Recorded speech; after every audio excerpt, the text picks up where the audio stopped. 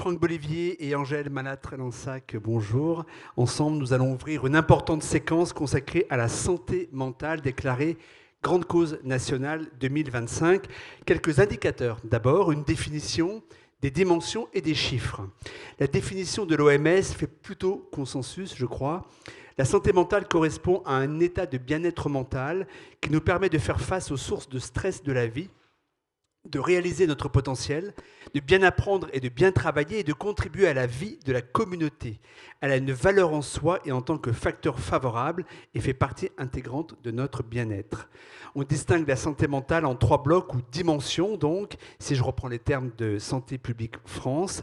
D'abord, la santé mentale positive qui englobe l'épanouissement personnel, le bien-être, les ressources psychologiques et nos capacités d'agir dans nos différents rôles sociaux. Ensuite, la détresse psychologique réactionnelle qui apparaît souvent à la suite d'un traumatisme, un accident, un échec ou un deuil. Les symptômes anxieux ou dépressifs peuvent être passagers. Cette détresse n'est pas nécessairement révélatrice d'un trouble mental, mais sans soin, elle peut déclencher une maladie ou multiplier les difficultés sociales. Enfin, les troubles psychiatriques, ils sont de durée variable, plus ou moins sévères ou handicapants et relèvent d'une prise en charge médicale. Une définition des dimensions et donc des chiffres, ils sont nombreux. Je m'arrêterai sur 3 d'entre eux, fournis par l'assurance maladie. Ils convergent vers un même indicateur, un quart. Un quart des Français va souffrir d'un trouble mental à un moment de sa vie. D'autres projections évoquent 30%. Un quart des Français a le sentiment de ne pas prendre soin de sa santé mentale. La proportion grimpe à 36% chez les femmes et à 38% chez les 18-24 ans. Enfin, un quart des salariés se considèrent en mauvaise santé mentale. Notre dialogue ouvrira ensuite sur 2 autres séquences, l'une consacrée à la santé mentale au travail, l'autre au fléau des écrans qui mettent en danger la santé mentale des enfants et des adolescents, c'est-à-dire des cerveaux vulnérables et en construction. Aujourd'hui, on n'aura pas le temps de tout se dire, contrairement au titre, mais on va quand même avancer. Angèle Malatre-Lansac, vous êtes déléguée générale de l'Alliance pour la santé mentale, une association qui poursuit 3 objectifs: fédérer autour du champ de la santé mentale, mobiliser les acteurs périphériques, car le sujet est sociétal, et convoque un large éventail d'intervenants, on pense bien sûr aux médias et au monde économique, enfin porter un plaidoyer. Franck Bolivier, vous êtes professeur de psychiatrie et délégué ministériel à la santé mentale et à la psychiatrie. Vous aussi êtes sensible à la dimension pluridisciplinaire, on peut dire même holistique du sujet, et donc pluriministériel, nous y reviendrons tout à l'heure. Avant de commencer, je signale au public averti et sensible justement au sujet de la santé mentale, je lui signale la présence à l'étage toute cet après-midi de l'équipe de médecins et de professionnels de santé d'Alpi. Il vous propose de vivre une expérience immersive dans les rouages cérébraux, psychiques qui déterminent les relations interpersonnelles. L'objectif est de changer notre regard sur la santé mentale en entreprise. Et sur ce sujet, il y a beaucoup de travail à faire. Mais tout d'abord, de manière très synthétique, comment situer l'état de la santé mentale des Français et notamment la dégradation constatée depuis la pandémie Covid-19 ? Franck, peut-être ? Alors, je reviens un tout petit peu sur les aspects de définition parce que c'est toujours très important. Santé mentale, psychiatrie, c'est 2 choses qui sont tout à fait complémentaires à appréhender. On a tous une santé mentale, comme on a une santé physique, et on peut en prendre soin. On peut être indemne d'un trouble psychique et avoir une mauvaise santé mentale. Vous y avez fait référence quand on fait face à des facteurs d'adversité. Notre santé mentale peut se dégrader et on peut prévenir ces états de dégradation. Et on peut être porteur d'une pathologie psychique et avoir une bonne santé mentale. C'est le processus de rétablissement dont il est important de rappeler que ces grandes pathologies dont on entend parler, qu'on voit souvent comme des pathologies chroniques de la vie entière, en fait, dans lesquelles le rétablissement est possible. Sur l'état des lieux, on a vu au moment de la crise Covid les indicateurs de santé mentale en population générale et en population clinique se dégrader, indicateurs de dépression, d'anxiété, de troubles du sommeil, d'addiction, de violence intrafamiliale, d'idées et conduites suicidaires. Et c'est un signal populationnel qui a pu être bien documenté par de nombreuses enquêtes, notamment de Santé publique France. Et à l'intérieur de cette photographie globale, des sous-groupes qui ont payé un tribut plus important, les jeunes, les femmes, en particulier lorsqu'elles étaient isolées, et les personnes précaires, ou en tout cas avec un niveau socio-économique défavorable. Et cette épidémie dans l'épidémie ne retombe pas depuis, à l'exception peut-être des indicateurs de suicidalité qui se corrigent, mais très très très lentement. Nous sommes toujours dans cette dégradation qui persiste. Est-ce qu'on mesure l'influence d'autres facteurs? Je vais prendre un exemple, l'état très anxiogène du monde, d'un point de vue climatique, géopolitique, technologique. Est-ce qu'il pèse sur notre santé mentale? Et je reprends par exemple une étude que l'ADEME vient de sortir, qui révèle que plus de 4 millions de Français souffrent d'éco-anxiété, à l'origine de possibles troubles de santé mentale. Et je finirai, pardonnez-moi, par un cas alors, extrêmement récent, ce que le président américain, l'instabilité, le chaos qu'il provoque quotidiennement dans nos esprits, est-ce qu'il peut lui-même contribuer à dégrader notre santé mentale? Alors, il y a ces facteurs-là, aux côtés d'autres qui sont bien connus et dont on a de bonnes raisons de penser qu'ils ont été à l'œuvre dans cette dégradation de la santé mentale systémique. L'exposition aux violences, en particulier au cours du développement chez les enfants, ont notablement augmenté pendant les périodes de confinement, les violences intrafamiliales, avec une augmentation des addictions chez les parents notamment. La perte des rythmes scolaires est aujourd'hui bien identifiée, bien authentifiée comme un facteur qui a contribué à la dégradation de la santé mentale des jeunes. Les rythmes scolaires, l'accès aux loisirs, l'accès au sport ont été très perturbés pendant cette période-là. Il y a également les surconsommations d'écran ont joué un rôle très important dans la dégradation, et là pas que des jeunes, mais aussi des adultes. Alors, non pas au travers des contenus qui ont pu être angoissants, ceux qui fréquentent les problèmes écologiques ont vu tourner en boucle, sous forme d'une cocotte minute angoissante, des projections très inquiétantes sur l'écologie, mais aussi sur la guerre, aussi sur la dégradation économique. Là, je parlais aussi des temps d'écran qui ont perturbé les rythmes de sommeil. Et on sait que les perturbations des rythmes circadiens, en particulier chez les jeunes, sont très pourvoyeurs d'anxiété, de dépression, enfin de mal-être psychique. Donc le sommeil comme facteur, je dirais, collatéral de la consommation d'écran. Je crois que tout à l'heure, l'intervention de Servane Mouton sera très utile pour compléter justement votre propos. Angèle, comment positionne-t-on la France sur l'échiquier peut-être mondial ou au moins européen? Justement, l'état de santé mentale des Français est-il plutôt plus ou moins dégradé que dans d'autres pays?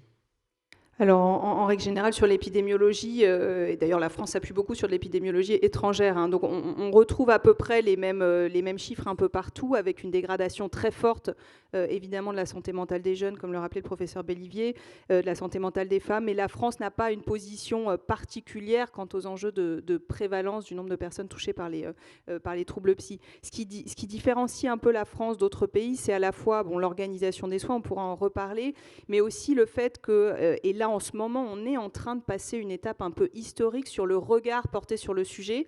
Il me semble qu'il y a vraiment deux étapes, hein, ce qui a été rappelé, c'est-à-dire le moment de la crise sanitaire où en fait on prend conscience en France de l'importance du phénomène, notamment parce que les jeunes sont particulièrement touchés, ça impacte tout le monde.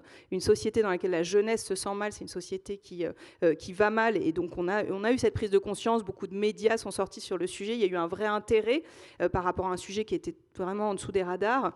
Et puis 2025 avec cette grande cause nationale, mais surtout avec aussi beaucoup de ce qu'on appelle les coming out, ou en tout cas de déclarations de personnalité autour de leurs propres troubles psy, où là on voit bien qu'on est en train vraiment de passer un cap. On pense tous évidemment à Nicolas Demorand, mais il n'y a pas que lui. Il y a Camille Lacour, il y a Florent Manodou, Isabelle Carré, Valérie Lemercier, enfin il y en a énormément. Un documentaire qui va sortir sur M6 la semaine prochaine avec une dizaine de personnalités qui vont à nouveau parler de leurs propres troubles psychiatriques, de leurs maladies psychiatriques, hein, puisqu'on parle bien de maladies. Ça, ou ça reste anecdotique? C'est extrêmement fort parce que ça fait tellement peur. C'est un sujet qui fait extrêmement peur pour soi, pour ses proches, pour sa famille. On a encore un sentiment de honte très fort. Et cette stigmatisation, et c'est reporté dans de nombreuses études, elle peut parfois peser plus lourd que la maladie elle-même.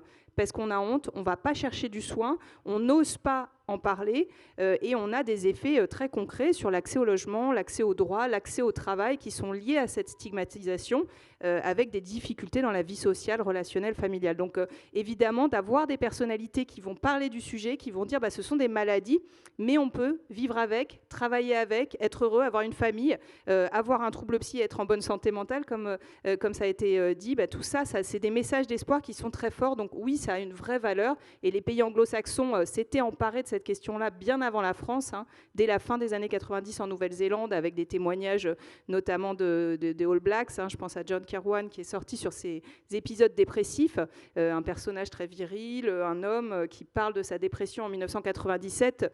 C'était assez puissant et ça a vraiment permis de faire une vraie sensibilisation en Nouvelle-Zélande et puis dans beaucoup d'autres pays. Et la France aujourd'hui rejoint ce mouvement international et c'est une étape très importante, ce qu'on est en train de vivre en ce moment. Alors 2025 est décrété grande cause nationale.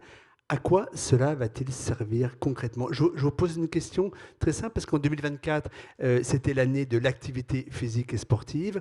On n'a pas encore de bilan, en fait, ce qui est normal, parce que c'est encore très tôt. Il y a eu beaucoup d'effets d'annonce, beaucoup d'affichage médiatique. Il y a eu l'effet JO.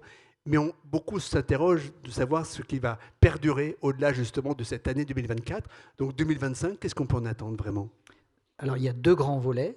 Un volet porté par des acteurs de la société civile dont Angèle va parler, et puis un volet gouvernemental qui est en train de se préparer, avec un temps de retard en effet, mais on a un tout début d'année sans budget, donc c'était difficile d'engager... Retard à l'allumage, comme voilà, c'est comme le diesel, il faut que ça chauffe. Mais la démarche côté gouvernement est la suivante. Le Premier ministre, les deux premiers ministres ont commandé à leur ministre un plan d'action dans le champ de la santé mentale pour authentifier et incarner cette démarche interministérielle dans le champ de la santé mentale. Ils ont ramassé les copies là, des différents ministres et il se tiendra, en tout cas c'est ce qui est dit, un comité interministériel qui fera la synthèse de ces propositions de l'ensemble des ministres pour annoncer des mesures qui jalonneront l'année 2025 du point de vue du gouvernement. Ce qu'il faut bien comprendre, et ça aussi ça a été annoncé par les deux précédents premiers ministres, pour ce qui est de l'action du gouvernement, l'année 2025, ce n'est pas l'année de la grande cause et puis après on passe à autre chose. C'est une année de programmation dans la suite d'un engagement politique et financier tout à fait inédit en faveur de la santé mentale et de la psychiatrie.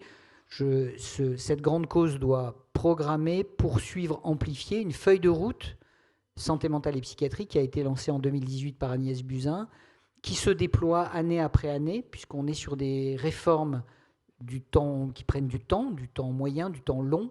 Et ce qui est important dans cette démarche de réforme du système de santé, pas que du système de santé, puisqu'on est justement dans une approche interministérielle, c'est de poursuivre les efforts dans la continuité de cette feuille de route qui se déploie depuis maintenant 6 ans. Ce travail interministériel, ce travail de fond que vous évoquez, peut-il se penser, peut-il même survivre à l'instabilité des postes ministériels qui sont occupés, et pas seulement à la santé d'ailleurs, mais on a une valse de gouvernement depuis quelques années maintenant. Lorsqu'on veut se projeter sur le long terme, comment fait-on avec cette contrainte-là ? Bon, je vous remercie de poser la question, parce que c'est... Personnellement, j'ai survécu à 10 ministres. Bravo. Donc, finalement, cette continuité elle a pu être assurée par ce moment de programmation très important de 2018. Et année après année, nous portons ces réformes avec évidemment une implication importante des administrations centrales du ministère qui, elles, sont beaucoup plus stables, avec les ARS qui se sont beaucoup mobilisés ces dernières années aussi en faveur de ces réformes des champs de la santé mentale et de la psychiatrie. Et donc finalement, les ministres changent, mais l'action de l'État peut suivre une forme de continuité grâce justement à ces plans de réforme qui sont dans une conception forcément pluriannuelle. Vous voulez compléter, Angèle ? Peut-être juste pour compléter effectivement sur cet enjeu de grande cause nationale, il y a un enjeu évidemment de politique publique autour du plan interministériel qui est prévu en juin, et on ne peut que s'en réjouir, puisque c'est vraiment un sujet qui a toute sa place dans l'ensemble des politiques publiques, hein, que ce soit le travail, le logement, l'éducation, bien entendu, au-delà du sanitaire qui est évidemment au cœur de la problématique. Il y a aussi tout cet enjeu en population, en société civile, en fait, d'informer sur le sujet, faire comprendre ce que sont les troubles, qu'on peut en guérir, quelles sont les ressources disponibles, comment on oriente. Voilà, ce sont des maladies. Il faut pouvoir avoir cet accès aux soins. Donc tout ce qui est information, orientation, évidemment les enjeux de prévention, ça peut être porté évidemment par les pouvoirs publics, mais aussi, et ce qui est intéressant en ce moment, c'est qu'il y a un vrai mouvement du côté du monde économique, du côté des médias, mais aussi du côté des acteurs de terrain de la santé mentale. Et c'est vrai que, alors moi, ça fait une douzaine d'années que je travaille sur ce champ-là. On voit un foisonnement d'initiatives, de lignes d'écoute, de dispositifs d'information, une structuration aussi des associations de personnes concernées, des festivals qui arrivent sur le sujet. Il se passe beaucoup de choses. C'est très compliqué. C'est un champ qui est en énorme souffrance, bien entendu, et je pense qu'on va en parler. Mais on a vraiment sur le terrain des acteurs qui se fédèrent, qui se mobilisent énormément. Beaucoup de dispositifs de ce qu'on appelle de pair aidance aussi qui se développent.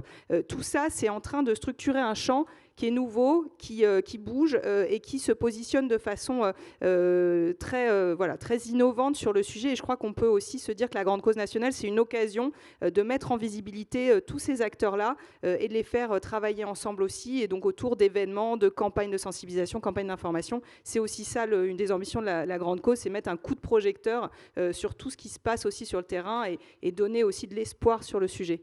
Alors tout ça a un coût.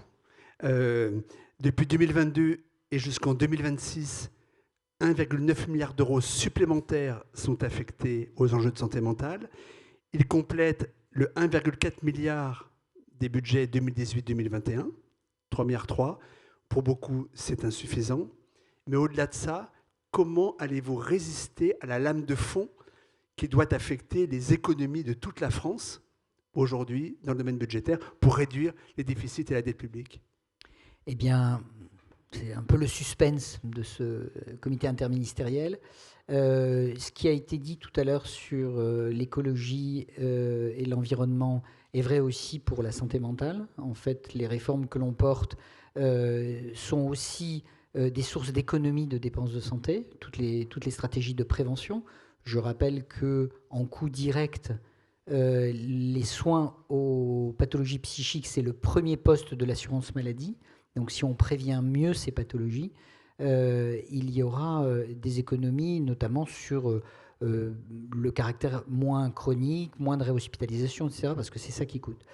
Donc comment on va réussir à jouer des coudes dans cet exercice budgétaire qui s'annonce très difficile, c'est toute la question, et je n'ai évidemment pas la réponse à cette question-là. Mais le contexte de cette grande cause, les jalons atteints par la feuille de route qui se déploie depuis 2019 et les espoirs qui en résultent donnent quand même des arguments pour que l'engagement financier, l'engagement politique inédit qui se déploie depuis ces dernières années, eh bien, se poursuive pour justement qu'on poursuive le travail engagé. Comment ça va se matérialiser, combien de millions, de milliards supplémentaires vont être programmés dans les années suivantes, je n'en sais rien. Les grands principes sur lesquels on plaide, c'est justement d'avoir une vision pluriannuelle de la programmation. Ça serait extrêmement important. On parle communément de crise du secteur de la psychiatrie, de la discipline psychiatrique, crise de moyens, crise de vocation, crise de reconnaissance. Tout n'est pas aussi tranché, hein. Angèle, vous m'indiquiez que le nombre de psychiatres par habitant en France est supérieur, je crois, à la moyenne européenne. Mais la discipline demeure de toute façon vulnérable. S'il fallait choisir un levier sur lequel il faudrait absolument travailler pour restaurer justement, c'est la valeur de la psychiatrie finalement, parce que c'est bien ça qui est en jeu aujourd'hui. Sur quoi faudrait-il travailler ? Est-ce que vous m'autorisez 2 leviers ? Alors, on a effectivement un signal persistant d'inadéquation entre les besoins qui augmente beaucoup, qui continue à augmenter. Ce n'est pas qu'une mauvaise nouvelle d'ailleurs, ça veut dire que l'appel qui est adressé aux soins psy en général augmente, la stigmatisation diminue et donc la démarche de sollicitation d'aide est plus facile, ce qui contribue d'ailleurs à cette augmentation de la demande. L'offre ne baisse pas, elle est au minimum stagnante, voire elle augmente légèrement grâce à tous ces efforts qui ont été faits de renfort des consultations CMP, etc. Puisque ces 3,3 milliards dont vous parlez, ils ont quand même été beaucoup orientés vers l'offre de soins. Laquelle offre de soins psychiatriques était financièrement très en retard, mais il y a eu un rattrapage. Le financement de la psychiatrie, là je parle des soins psychiatriques, entre 2020 et 2024, a augmenté de 42%. Donc ce rattrapage financier, il a eu lieu. 2 leviers, vous me disiez. Le premier, c'est qualité des soins. Et ça répond aux attentes des patients, des familles et des professionnels. Les professionnels qui décrivent cette perte de sens, qui décrivent ce désamour pour l'hôpital public, dont la psychiatrie n'a pas le monopole d'ailleurs. Hein. Ce désamour pour l'hôpital, on le connaît dans d'autres disciplines. Eh bien, en fait, le carburant du métier de soignant, c'est de rendre service, d'avoir des organisations efficientes pour les problèmes de santé qui nous sont soumis, et c'est particulièrement vrai en psychiatrie. Et donc, je pense qu'une démarche qui vise à identifier et à mettre au point ces organisations qui sont efficientes pour les patients et les familles contribuera à l'épanouissement des soignants. Ça, c'est le premier levier. Le deuxième levier, c'est la gradation des soins. Tout ne doit pas aller à la psychiatrie. Notre approche dans la gradation des soins, c'est des dispositifs pour soutenir la santé mentale de tout le monde jusqu'aux soins spécialisés de ceux qui ont une pathologie psychique. Donc il faut des dispositifs de première ligne, de prise en charge des premiers signaux de souffrance psychique. C'est les maisons des adolescents, c'est le dispositif Mon Soutien Psy, c'est la médecine générale. C'est ensuite le soin conventionnel psychiatrique qui en France est très bien organisé, notamment par le secteur de psychiatrie. Et puis en psychiatrie, on a des problèmes de comorbidité, de cas complexes, de patients résistants pour lesquels on doit avoir un troisième niveau qui est un niveau de recours. Le temps tourne, mais je voudrais quand même qu'on aborde très vite 2 sujets clés. L'un, la recherche. La recherche biomédicale, je crois qu'elle compte seulement 4% en fait, de la recherche biomédicale est consacrée à la santé mentale en France, 8% en Grande-Bretagne, qui pourtant souffre d'un système de santé complètement déliquescent, donc c'est assez étonnant. Mais ma question est simple, est-ce que la recherche en santé mentale est-elle si insuffisamment rentable, finalement, qu'elle convainc trop peu de laboratoires de s'y pencher, de s'y investir? Alors la recherche, ce n'est pas que les laboratoires pharmaceutiques pour développer des nouveaux médicaments. Ça, c'est leur choix stratégique je dirais, quitter ce champ-là, ou en tout cas de l'investir moins que d'autres plus rentables. Mais la recherche dans le champ de la santé mentale et de la psychiatrie, c'est un domaine de recherche qui est en pleine expansion par ailleurs, sur le développement de la médecine personnalisée. Quel médicament pour quel patient, avec une meilleure prédiction de la réponse de qui va répondre à quoi, la compréhension des mécanismes environnementaux, neurobiologiques qui sont à l'œuvre dans ces pathologies. Donc c'est un champ qui a, je dirais, un bel avenir devant lui. Et si on regarde la cinétique des publications internationales dans le champ des neurosciences, de la santé mentale, mais aussi des sciences humaines et sociales, en lien avec la santé mentale et la psychiatrie, on est sur des développements exponentiels en France comme ailleurs. La recherche en France est plutôt moins bien financée, mais là aussi, il y a un phénomène de rattrapage. Les assises de la santé mentale et de la psychiatrie ont consacré des volets financiers importants à des grands programmes ambitieux. Le PEPR ProPsy, qui a été doté de 80 millions, un institut de stimulation, des techniques de stimulation cérébrale dans les pathologies psychiatriques, et puis l'Institut du cerveau de l'enfant de Robert Debré qui a été consacré à ce moment-là. Je voudrais rajouter juste une chose pour soutenir les actions de recherche, alors là, de manière beaucoup plus générale sur l'ensemble du territoire.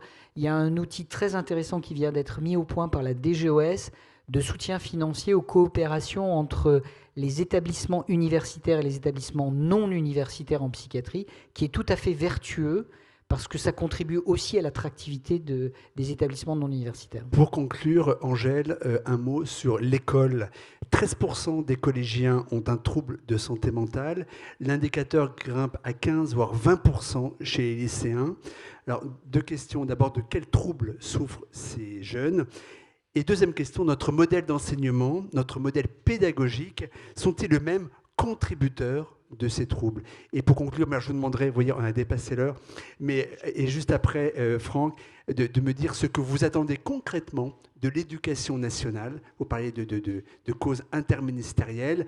On sait que la santé mentale et la santé en général ne sont pas des priorités de l'éducation nationale. Vous nous direz ce que vous en attendez. Angèle, à vous.